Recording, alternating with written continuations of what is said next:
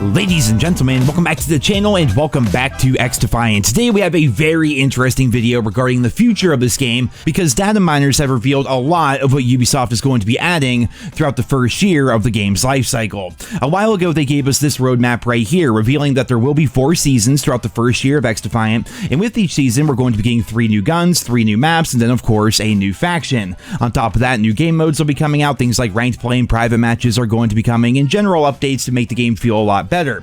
Well, today we have a lot of game modes that were leaked, lots of maps, lots of guns, lots of factions, new mastery camos, and new features, so I'm going to be covering all of that in this video, though I would like to say, here's your spoiler warning. If you don't want to know about the guns that are coming to XDefiant, if you would rather be surprised, which I'm sure a lot of you do, then that's okay. Feel free to click off the video, but if you're interested to hear what Ubisoft has planned for us, stick around, grab yourself a cool beverage. We have a lot to cover here today. So when it comes to the new weapons that are going to be coming to XDefiant, again, 3 new guns every single season. A lot of them are already in the game files. Some of these weapons include the PP-19 Bison, we have the FAL rifle, we have the FAMAS, definitely excited about that, the Tommy gun, like an old school World War II Tommy gun, that sounds freaking incredible, the G36C, we have the sawed-off shotgun, which is interesting. I kind of figured that could be more of an attachment for the current double-barrel shotgun, but regardless, a sawed-off shotgun is going to be coming to the game.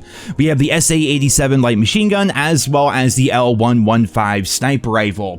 Now, a long time ago, it was actually leaked, like back during one of the many playtests that XDefiant had, that the G36C and the L115 would be coming with Season 1, but of course, everything is always subject to change. When we're talking about things that are found within the game files, things that are data mined and leaked, take everything with a pinch of salt, as everything is very much subject to change, but a lot of these weapons already have their models, they have their animations, and their names within the game files, so we'll have to wait and see exactly which weapons will be appearing when Season 1 drops in a couple of weeks. Now, moving along here, we have new game modes, of course, coming to XDefiant. The ones that are in the game files right now include Team Deathmatch, Team Elimination, Bomb Defusal, which is going to be Search and Destroy. I know many people are very excited about Search and Destroy. For me personally, I'm not sure how well it's going to work. We'll talk about that here in a moment, but we have Infection, Capture the Flag, King of the Hill, as well as 2v2, which definitely could be interesting within a game like XDefiant.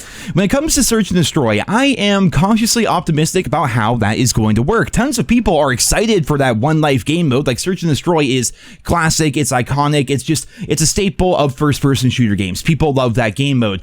But with the abilities as they sit right now within XDefiant, I'm not sure exactly how it's going to work. I was talking about that in my live stream the other day, and people are like, you know, well, it worked in Black Ops 4 just fine. I'm like, well, it's a bit different, because in Black Ops 4, Recon has ultimate. Took a long time to get that ultimate. In XDefiant, Recon's ultimate is on a 30-second cooldown for the Echelon, and there's no limit to the number of Echelon players that could be on your team at one time. Like, how exactly is that supposed to work? Then, of course, you have things like the phantom shields on the bomb sites, you have the fire bombs, you have that freaking spider running around. It could potentially be crazy. Maybe they might rework the cooldown balancing within a Search and Destroy style game mode. I also suppose it's possible they would have the game mode not feature abilities, because I feel like eventually, at some point, people are going to want to see what the game is going to be like without abilities. Maybe they can do a limited time mode so people can try that out. I don't know. I'm optimistic for Search and Destroy because it's one of my all-time favorite game modes. I'm just not sure how it's going to work within a game like XDefiant. Like, have you ever played on Arena? You know, you're playing Domination or Occupy on Arena, and there's 4 or 5 people on the other team all running the Recon suit for the Echelon.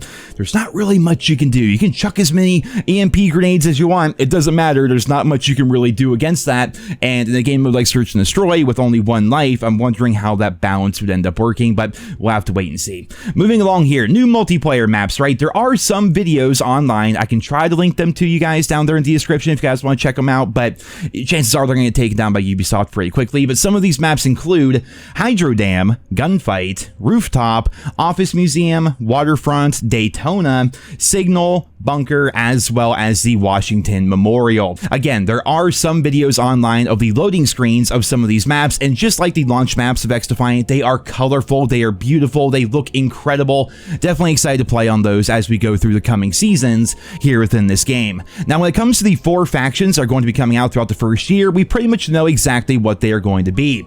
There will indeed be an Assassin's Creed faction, there's going to be a Ghost Recon Breakpoint faction, there's going to be a Rainbow Six Siege faction, as well as the Highwaymen from Far Cry New Dawn. Those apparently are going to be the 4 factions added to the game throughout the first year of XDefiant being out, and I am pretty damn excited about that. New factions, new abilities, new ultras, like having more variety variety in the game is going to be pretty cool, and obviously they're going to be tweaking and tuning the different factions as they go throughout the game's life cycle. I'm definitely pretty excited to see what they're going to be doing with the factions moving forward. Now, when it comes to progression within the game, there really isn't a whole lot as of right now, to be honest. We have the battle pass, of course, and then on top of that, you have your challenges to level yourself up, but right now there is no prestige mode, and then finally you have bronze, silver, and gold camo. Not really a whole lot, but of course it is the preseason, and they're really trying to just nail down the foundation of the game here.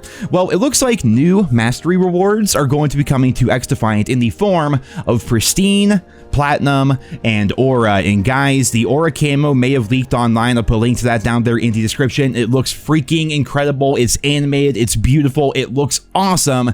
The question is, how exactly are we going to go about getting these camos, and are they going to be universal, or are they going to be for each specific weapon? It sort of sounds to me like with the names pristine, platinum, and aura, it really seems like they're going to be borrowing that feature from COD where they add a dark matter or a ultra mastery camo reward, like dark matter, interstellar, Orion, like one of those kind of camos. It seems like they're adding that functionality to the game, which is definitely pretty good news. And speaking of functionality and new features, it has been leaked that there will be store gifting within XDefiant, as well as battle pass gifting, so friends can send each other things within the game. That's a nice little feature. Of course, it's a staple within free-to-play games, but it is nice to have that stuff coming to XDefiant in the near future. As of right now, that's pretty much it when it comes to the leaks, though I'm not going to lie to you guys, these leaks continuously come out, and I'll have links to all that down there in the description. Chances are new things are going to be happening and coming out by the time this video is posted, so definitely stay tuned to that stuff. And of course, I will make more videos as more leaks, as more rumors, and as more data mines come out, keeping you guys up to date with everything